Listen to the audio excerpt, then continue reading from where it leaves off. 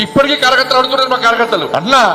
మనము ఉద్యోగులు ఉపాధ్యాయుల కోసం 317 జీవో వ్యతిరేక కొట్లాడి జైలుకు పోయినామన్నా లాఠీ దెబ్బలు తిన్నాం కాళ్ళు చేతులు విరగొట్టుకున్నాం కాళ్ళు సెప్టిక్ అయినాయి 4 months పాటు బెడ్స్ తీసుకున్నాం సస్తమా బతుకుతామా తెలియదు ఆ పైపుల ప్రెషర్ తోని లబో దిబో అమ్మ నాన్నను మొత్తుకున్నామన్నా కానీ ఆ రోజు మా భార్య పిల్లలు కనవాలే మా కుటుంబాలు కనవాలే మా కుటుంబాలు పక్కబట్టి సస్తమని తెలిసి కూడా 317 జీవోను రద్దు చేయాల్సిందని కొట్లాడినామన్నా మనం కానీ ఏమైందన్న కొట్లాడితే ఇదే ఉద్యోగులు ఉపాధ్యాయులు కాంగ్రెస్ పార్టీకి ఓటేసారన్నా ఎందుకు కొట్లాడాలన్నా మనం వాళ్ళ కోసం ఎందుకు యుద్ధం చేయాలన్నా ఎందుకు మన జీవితాలను ఖరాబ్ చేసుకోవాలన్నా మా మీద రౌడీ షోడ్ ఓపెన్ చేసిరన్న ఆ రోజు దేనికోసం కొట్టాలని చెప్పి మా కార్యకర్తలు ప్రశ్నిస్తే ఏమి సమాధానం చెప్పాలో ఇలా తెలంగాణ రాష్ట్రంలోని ఉపాధ్యాయ ఉద్యోగ వర్గాలు ఒక్కసారి గుండె మీద చేసుకుని ఆత్మవిమర్శ చేసుకోవాలన్నా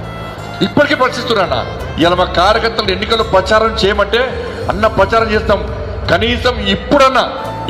ఈ ఉపాధ్యాయ ఉద్యోగ వర్గాలకు 317 జీవో సందర్భంగా మనం చేసిన యుద్ధం మన పడ్డ బాధలు మన పీద పడ్డ లాఠీ దెబ్బలు మనకు కాళ్ళకు కూర్చిన సీస వక్కలు ఫైర్ ఇంజన్ ప్రెషర్ తోని కోట గోడకు తగిన మా గుండె మీద పడ్డటువంటి ఆ గాయాలు కనీసం ఈ ఎన్నికల సందర్భంలోనైనా కనీసం వినబడతాయా అన్న మన అరుపులు వినబడతాయా గాయాలు కనబడతాయా అని చెప్పి ఇప్పటికీ మా కార్యకర్తలు ప్రశ్నిస్తున్నా 317 జీవో మీ బాధను మా బాధగా భావించి ఎవరు కొట్లాడారో ఒక్కసారి తెలంగాణలో అన్ని ఉపాధ్యాయ సంఘాలకు విజ్ఞప్తి చేస్తున్నా మీరు పిఆర్టీయా మీరు ఎస్టీయా మీరు టీటీఎఫ్ ఎవరైనా కానీ సంఘాల నాయకుల నమ్మకాన్ని మీరు ఆ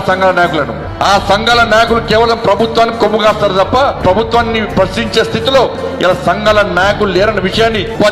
ఉపాధ్యాయులు ఆలోచించారు.